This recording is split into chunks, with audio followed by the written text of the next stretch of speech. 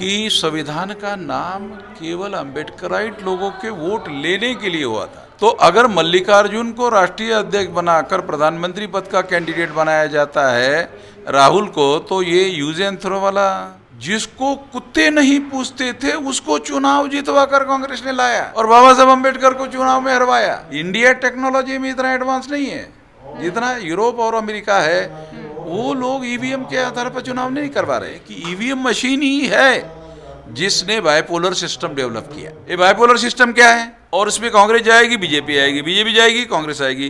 कांग्रेस की स्थापना ब्राह्मणों ने की, बीजेपी की स्थापना ब्राह्मणों ने की। एक ब्राह्मण जाएगा, दूसरा ब्राह्मण आएगा, राजा राम जाएगा, सीताराम आएगा। ये जो अभी कानून बना और ये जो इसके पहले कानून था, इसके बावजूद भी पुलिस चौकी में हमारे लोगों के साथ क्या होता है।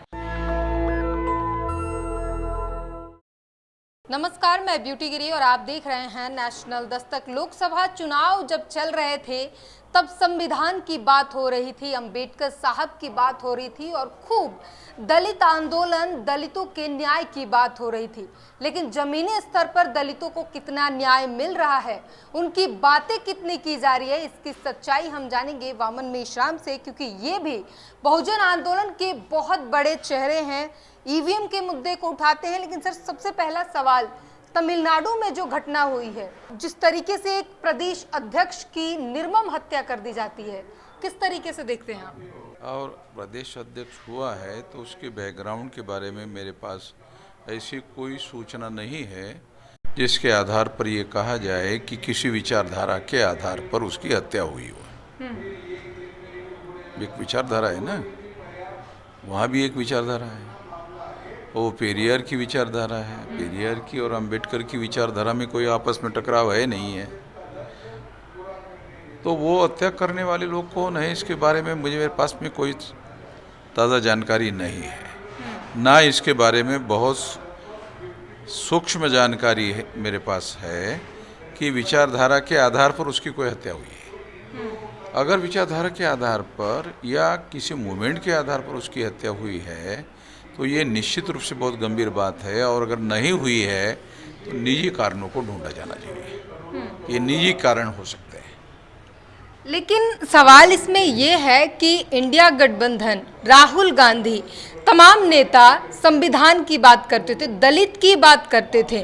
राहुल गांधी हाथरस गए हैं, लेकिन सिर्फ एक ट्वीट किया है इस मुद्दे पर। ना तो वो तमिलनाडु जा रहे हैं, ना ही इसके बारे में ज़्यादा किसी के तरफ से बयान आए हैं। तो क्या समझा जाए कि सिर्फ दलितों से वोट के लिए राजनीति की जाती है, उनकी बात की जाती है, वोट खत्म होने के बाद, चुनाव खत्म होने के बाद भूल जाते हैं सब संविधान, अम्बेडकर साहब और दलित सब भूल जाते हैं? बाबा साहब अम्बेडकर जीवित थे तब बाबा साहब अम्बेडकर ने ही राज्यसभा में कांग्रेस के लोग संविधान के विरोध में कैसा काम कर रहे हैं उनके रिकॉर्डेड स्पीच है बाबा साहब अम्बेडकर के। हम क्या कहे, बाबा साहब अम्बेडकर ही कांग्रेस के ऊपर ये कहते थे कि ये तो संविधान के विरोध में काम कर रहे हैं। दूसरा, इमरजेंसी लगाना संवैधानिक था। विरोधी पार्टी के लोगों का आवाज़ बंद करने के लिए इंदिरा गांधी ने इमरजेंसी लगा दिया संविधान के विरोध में जाकर, आर्टिकल 19 का उल्लंघन करते हुए, और सारे लोगों के बोलने पर पाबंदी लगा दिया। ये कोई संवैधानिक काम था? मैं तो नहीं मानता ये कोई संवैधानिक काम था। तो कांग्रेस का रिकॉर्ड ऐसा नहीं है कि वो संवैधानिक बातों को मानने वाले लोग हैं। कई राज्यों की सरकारों को, जो विरोधी पार्टी की सरकारें थी, राष्ट्रपति शासन लगा दिया, खत्म कर दिया। ये भी रिकॉर्ड अवेलेबल है। इसलिए ये मानना कि कांग्रेस जो है संविधान की रक्षक पार्टी है, या संविधान का उन्होंने जो पिछले चुनाव में मुद्दा उठाया, उसकी बड़ी वजह ये है कि उनको ऐसा लगता था कि ये जो बाबा साहब अम्बेडकर का नाम लेकर के पार्टियाँ देश में चल रही है, इनकी वजह से ही अगर हम चुनाव हार गए तो इनकी वजह से हारेंगे। इसलिए आपने देखा होगा कि मायावती को 19% पिछले चुनाव में वोट पड़े थे, अब की बार 9% पड़े। तो ये वोट परसेंटेज अगर मान लो, जो वोट परसेंटेज कांग्रेस का बढ़ा हुआ है या इंडिया गठबंधन का बढ़ा हुआ है, वो इन लोगों के वोटों की वजह से बढ़ा हुआ है। संविधान का नाम लेकर इन लोगों ने, अब लोगों को ये समझ में आ रहा है कि संविधान का नाम केवल अम्बेडकराइट लोगों के वोट लेने के लिए हुआ था। जी, छला जा रहा है दलितों को अम्बेडकर। निश्चित रूप से 200%। अभी जैसे कांग्रेस का राष्ट्रीय अध्यक्ष कौन है? मल्लिकार्जुन खड़गे, वो भी एक दलित है। प्रधानमंत्री पद का कैंडिडेट कौन है? ऐसे ऑफिशियली तो उन्हें बताया गया था, लेकिन राहुल गांधी को सब मानते हैं। हाँ, तो प्रधानमंत्री पद का कैंडिडेट राहुल गांधी है और कांग्रेस का प्रेसिडेंट है मल्लिकार्जुन खड़गे। हाँ। होना तो चाहिए मल्लिकार्जुन को। जी। तो अगर मल्लिकार्जुन को राष्ट्रीय अध्यक्ष बनाकर प्रधानमंत्री पद का कैंडिडेट बनाया जाता है राहुल को, तो ये यूज एंड थ्रो वाला दलित का यूज कर रहे हैं कि नहीं कर रहे हैं? तो इनसे कांग्रेस के इतिहास में भी बाबा साहब अम्बेडकर की डायरेक्ट उनके जीवनदा रहते हुए बहुत बड़ी लंबी लड़ाई लड़ी गई है। बाबा साहब अम्बेडकर के विरोध में 2 बार कांग्रेस ने कैंडिडेट खड़ा करके,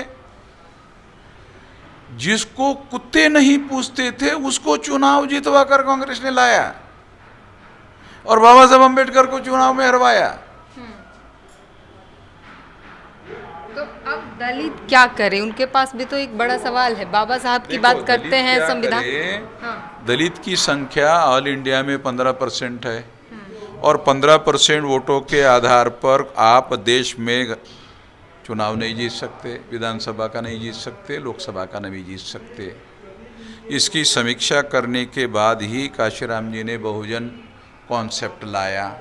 बहुजन का अर्थ है SC, ST, OBC, माइनॉरिटी। ये 85% लोगों का कॉन्सेप्ट लाया। बाबा साहब अम्बेडकर के संगठन का नाम शेड्यूल कास्ट फेडरेशन था, 15% लोगों का। ये आज़ादी के आंदोलन के दौरान वो संविधान में उन लोगों को मान्यता दिलवाना चाहते थे। जब मान्यता दिलवाने का काम संविधान में उन्होंने कामयाबी हासिल की, तब उन्होंने 1946 को अपने भाषण में ये कहा कि अब हमको शेड्यूल कास्ट के नाम पर केवल राजनीति कर देना, छोड़ देना चाहिए। अभी हम लोगों को आगे बढ़ना है, अब संविधान लागू हो जाएगा तो उसके हिसाब से हमको राजनीति करनी पड़ेगी। ये बात काशीराम जी ने जब राजनीति शुरू की तो ये सारा रिकॉर्डेड स्पीच काशीराम जी ने लोगों को बताया कि अब केवल शेड्यूल कास्ट के भरोसे पर काम नहीं चलेगा, केवल 15% लोगों के भरोसे पर काम नहीं चलेगा। अब हम लोगों को बहुजन की राजनीति करनी है, तो केवल दलित लोगों को क्या करना चाहिए, ये मेरे लिए प्रासंगिक सवाल नहीं है। तो पर बहुजन भी तो सामने नहीं आ रहा ना, उसमें भी बंटवारे हैं, कई जगह पे देखा जा सकता है। देखो, कांग्रेस के भी बहुत तमाम बंटवारे हैं, उससे फर्क नहीं पड़ता बंटवारे का। बहुत सारे हमारे समाज के बहुत सारे राजनीतिक दल तो ये है कि ब्राह्मण लोग ही छोटे छोटे दल खड़े कर देते हैं, उनको पैसा देते हैं, उनके अखबार में खबर आती है। वामन मेश्राम की तो किसी मेन स्ट्रीम में खबर आती है क्या?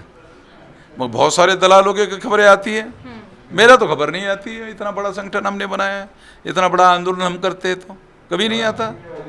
क्योंकि वो जो मीडिया है भारत का, वो ब्राह्मण बनिया मीडिया है, उसमें हमारी खबर इसीलिए नहीं आती है। दलालों की आती है, भड़वों की आती है। दलाल भड़वे किसको कहते हैं वो तो समझती है ना आप ही बताइए अपने शब्द। दलाल भड़वों का मतलब है कि जो अपने बहू बेटियों को बेचकर दलाली खाते, उसको बोलते हैं दलाल। आंदोलन की बात की तो ईवीएम एक बहुत बड़ा आंदोलन और शुरुआत आप ही ने किया था।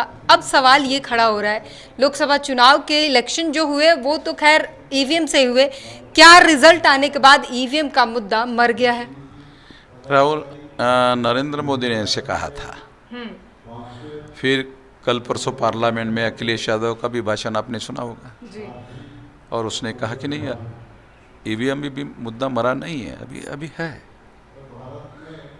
और हम तब तक लड़ते रहेंगे जब तक बैलेट पेपर लागू नहीं होता। तो अखिलेश यादव ने पार्लियामेंट में जो भूमिका बताई, वो तो हम शुरू से लड़ रहे हैं कि बैलेट पेपर इस देश में लाए बगैर फ्री, फेयर एंड ट्रांसपेरेंट चुनाव नहीं करवाया जा सकता। ईवीएम के माध्यम से फ्री फेयर एंड ट्रांसपेरेंट चुनाव नहीं हो सकता, ऐसा अमेरिका मानता है, ऐसा यूरोप मानता है, सारे दुनिया के प्रोग्रेसिव डेमोक्रेसी कंट्री जो है ये मानती है। इंडिया टेक्नोलॉजी में इतना एडवांस नहीं है जितना यूरोप और अमेरिका है। वो लोग ईवीएम के आधार पर चुनाव नहीं करवा रहे, इंडिया में करवाया जा रहा है। यूरोप में 100% पढ़े लिखे लोग हैं, साक्षर लोग हैं। अमेरिका में 100% साक्षर लोग हैं, पढ़े लिखे लोग हैं। इंडिया में अभी भी 70% लोग जो है बूढ़ा टेक लोग हैं। उनके सामने ये जो ईवीएम मशीन लाई जा रही है, ये ईवीएम मशीन उनके वोटों की चोरी करने के लिए हुआ है। दूसरी महत्वपूर्ण बात यह है कि ईवीएम मशीन ही है जिसने बाइपोलर सिस्टम डेवलप किया। ये बाइपोलर सिस्टम क्या है? कांग्रेस जाएगी तो बीजेपी आएगी, बीजेपी जाएगी तो कांग्रेस आएगी। जो तीसरी शक्ति हुआ करती थी, वो तीसरी शक्ति को ईवीएम ने खत्म कर दिया। आप 2000 के पहले का इतिहास पढ़ो और 2000 के बाद 2004 से ईवीएम आई, उसके बाद में बाइपोलर डेवलप हो गया। बाइपोलर का मतलब है द्विपक्षीय राजनीति डेवलप हो गई है, और इसमें कांग्रेस जाएगी, बीजेपी आएगी, बीजेपी जाएगी, कांग्रेस आएगी। कांग्रेस की स्थापना ब्राह्मणों ने की, बीजेपी की स्थापना ब्राह्मणों की। एक ब्राह्मण जाएगा, दूसरा ब्राह्मण आएगा, राजा राम जाएगा, सीताराम आएगा। ये तो ईवीएम ने पैदा किया ना, इसलिए हम ईवीएम के बहुत ज्यादा विरोध में हैं। हमारे समाज में SC ST OBC के लोग जो है कांग्रेस को प्रोग्रेसिव मानते हैं। Congress is a more danger than BJP.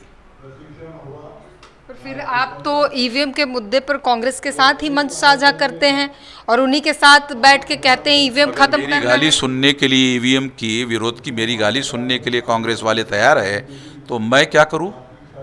गाली सुनने के लिए मत आओ कहूं? मैंने अपना सिद्धांत छोड़ दिया क्या? कहा ये नहीं कांग्रेस के लोग ये नाराज हो जाएंगे यार, फिर मैं थोड़ा सा ईवीएम को पीछे छोड़ देता हूं, ऐसा मैं कह रहा हूं क्या? अगर कांग्रेस के लोगों को मेरी गाली सुनने के लिए कोई एतराज नहीं है, तो फिर मुझे गाली देने के लिए क्या एतराज है? और मैं कौन सी बहन की गाली दे रहा हूं, माँ की गाली दे रहा हूं? मैं तो सिद्धांतों के आधार पर गाली दे रहा हूं ना। प्रधानमंत्री उन सभी लोगों को चुनावी मेंढक कहते हैं जो लोग ईवीएम का मुद्दा लेकर आते हैं, कहते हैं ये सिर्फ चुनाव के समय दिखते हैं, बाकी टाइम ये गायब हो जाते हैं। देखो, जो लोग ऐसा कहते हैं, नरेंद्र मोदी ऐसा कहते हैं, उनको इसका फायदा होता है, क्योंकि एक समय तो यही था कि बीजेपी के लोग ईवीएम का विरोध करते थे। जब उन्होंने कांग्रेस के साथ मिली भगत करके ये प्लान बनाया और ये अंडरस्टैंडिंग डेवलप किया कि भाई ईवीएम का तो कांग्रेस बीजेपी, बीजेपी कांग्रेस को फायदा होगा, उसके बाद दोनों ने अंडरस्टैंडिंग बनाई।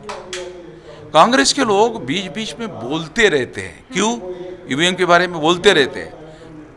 बोलने के बाद वो क्या कहते हैं? नहीं ईवीएम हटाने के लिए हमने बोल रहे, में कुछ खामियां है, उसको दुरुस्त करने के लिए बोल रहे हैं, हटाने के लिए नहीं बोल रहे। ये अभी टीवी पर आपने सुना होगा। तो ये वही चट्टे बट्टे के लोग हैं, वो ईवीएम रखना ही चाहते हैं, हम तो ईवीएम को हटाना चाहते हैं। कांग्रेस बीजेपी एक ही चट्टे बट्टे के लोग हैं। एक आखिरी सवाल, ये लड़ाई काफी लंबे समय से लड़ी जा रही है, लेकिन इसका परिणाम नहीं निकल रहा है। चुनाव, ये जो लोकसभा के चुनाव हुए ईवीएम से हुए, फिर आने वाले जो चुनाव है, जो राज्यों के चुनाव है, विधानसभा चुनाव, वो भी फिर ईवीएम से ही तैयारी चल रही है। कब तक लड़ेंगे बिना रिजल्ट के? आपके कहने के अनुसार हम कॉम्प्रोमाइज कर दें, छोड़ दे ये लड़ाई? फिर लोग बोलते हैं अरे ये लड़ते थे अच्छा लगता था, अब ये कॉम्प्रोमाइज कर दिया, ये ठीक नहीं किया। लड़ाई जारी रखनी पड़ेगी, और लड़ाई तब तक जारी रखनी पड़ेगी जब तक रिजल्ट नहीं आता। वही तो, रिजल्ट कब तक आएगा? तो ऐसा 10 में से 5 निकालो, 5 रह जाए, ऐसी लड़ाई होती है समाज की। इतना आसान है? पत्रकारों को पूछना बड़ा आसान हो जाता है।